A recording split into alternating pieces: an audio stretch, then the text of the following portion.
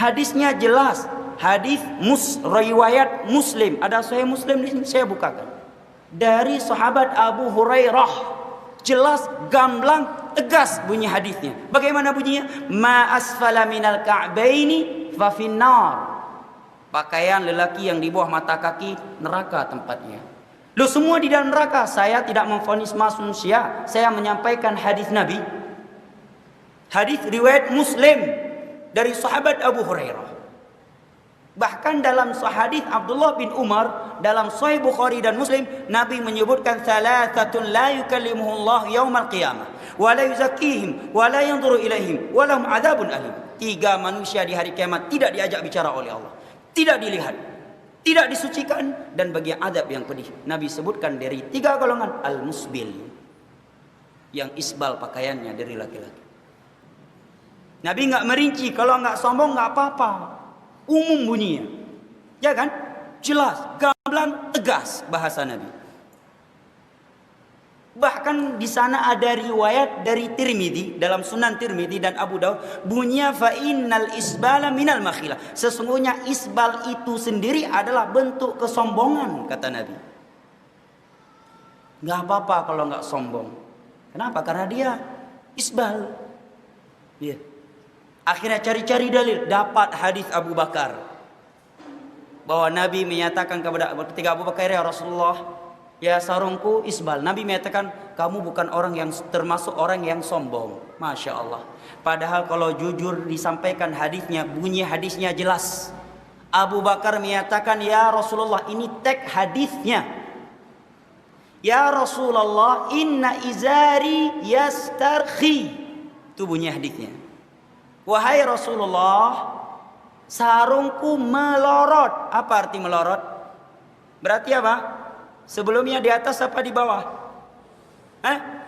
Di atas. Kalau di bawah naik namanya, bukan melorot. Ya kan? Inna izari yastarkhi. Sarungku ya Rasulullah melorot. Kemudian Nabi menyatakan, kamu bukan termasuk orang yang sombong.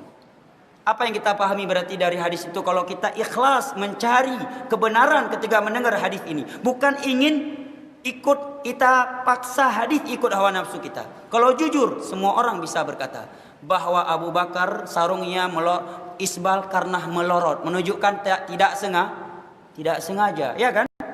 Kedua, Nabi telah merekomendasi, menyatakan bahwa Abu Bakar tidak sombong dunia akhirat. Lah kita, siapa yang merekomendasi kita nggak sombong, saya dan Anda? Salah satu dosa-dosa besar adalah isbal. Ketika hal ini saya nasihatkan ingkar mungkar ke kakak saya, maka beliau mengelak dan mengatakan, bukankah sejarahnya Abu Bakar radhiyallahu anhu masih berpakaian isbal, sedangkan niat saya kan bukan untuk kesombongan. Disebutkan dalam Sahih Bukhari, barang siapa yang menjulukan pakaiannya dengan sombong, Allah tidak akan melihat dirinya di hari kiamat. Lalu Abu Bakar mengatakan, sungguh salah satu ujung celanahku biasa melorot, akan tetapi saya selalu memperhatikannya. Maka kata Nabi SAW, engkau bukan melakukannya karena sombong. Komentar Nabi SAW, hadis Bukhari nomor 3655. Bagaimana jika ada yang berdalil dengan perbuatan Abu Bakar di atas bahwasanya ia menjulurkan celananya karena sombong? Jadi saya memperbaiki dulu riwayat ini ya. Riwayatnya bukan begini bunyinya. Riwayat itu, jadi dalam masalah isbal, kalau penanya bisa kembali ke YouTube, ada ceramah saya khusus dosa besar, tapi saya lupa ke 40 sekian gitu ya, 47 itu masalah isbal. Jadi masalah isbal ini ada 3 buah riwayat ya, 3 riwayat. Riwayat yang pertama yang menyebutkan tentang, dan ini masih dipersisikan ulama, ada yang mendhaifkan, ada yang menghasankan, tentang teguran Nabi SAW kepada sahabat yang mata kakinya tertutup waktu sholat gitu kan. Tapi ada yang mendhaifkan, ada yang menghasankan. Kalau kita ambil riwayat ini dihasankan, maka kata para ulama, orang kalau sholat mata kakinya nggak boleh tertutup, berarti sholatnya bisa batal. Karena sahabat itu sholat, lalu Nabi SAW habis salam mengatakan, kembali wudhu dan sholatlah. Dia tidak bertanya, dia pergi langsung wudhu dan sholat. Lalu Nabi SAW waktu dia selesai sholat mengatakan, kembali wudhu dan sholatlah, sampai 3 kali. Seorang sahabat tanya di sebelahnya, kenapa ya Rasulullah? Kata Nabi, karena mata kakinya tertutup. Ini riwayat yang pertama. Kalau kita ambil derajat yang dihasankan oleh para ulama, berarti sholat sudah jelas tidak boleh. Dan ini lebih umum, jumhur ulama berpegang pada kehasanan riwayat ini. Riwayat yang kedua adalah riwayat yang disebutkan di sini, tapi bunyi hadisnya begini.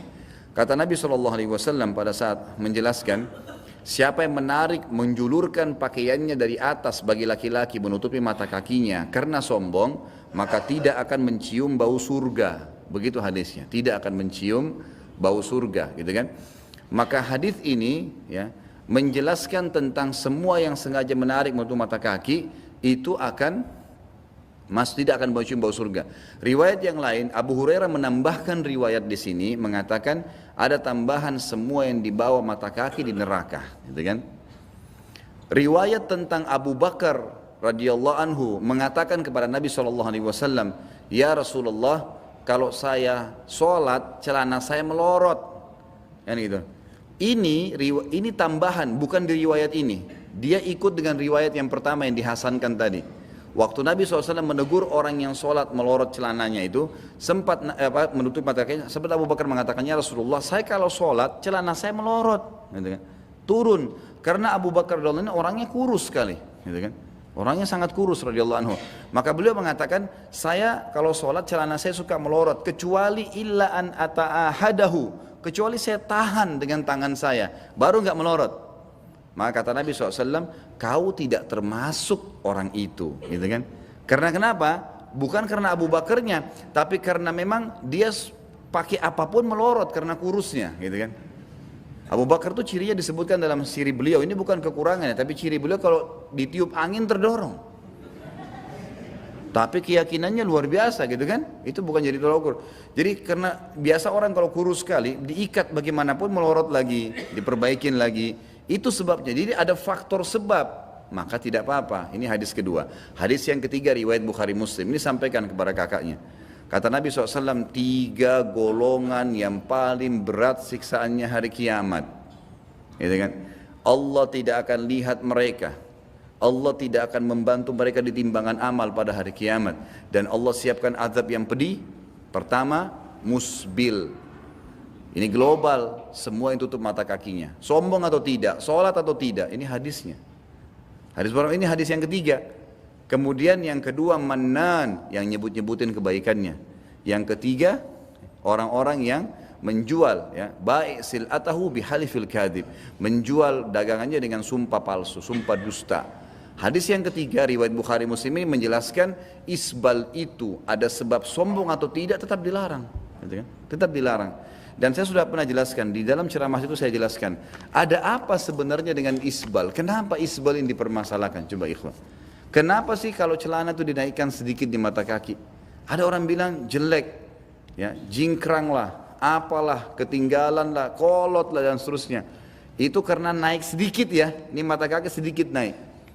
Yang anehnya, gitu kan, ada orang-orang lebih tinggi dianggap modern, celana puntung tuh. Lebih tinggi bukan?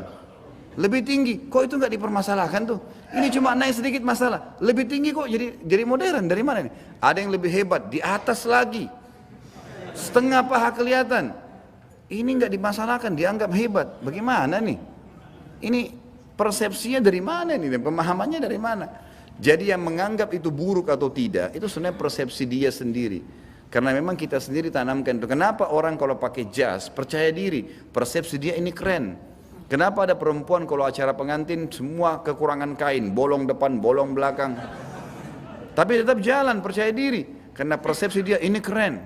Mestinya akhwat kita yang pakai jilbab dan cadar, ikhwat kita juga yang sudah multazim pakai baju koko, mestinya terapkan tuh percaya dirinya.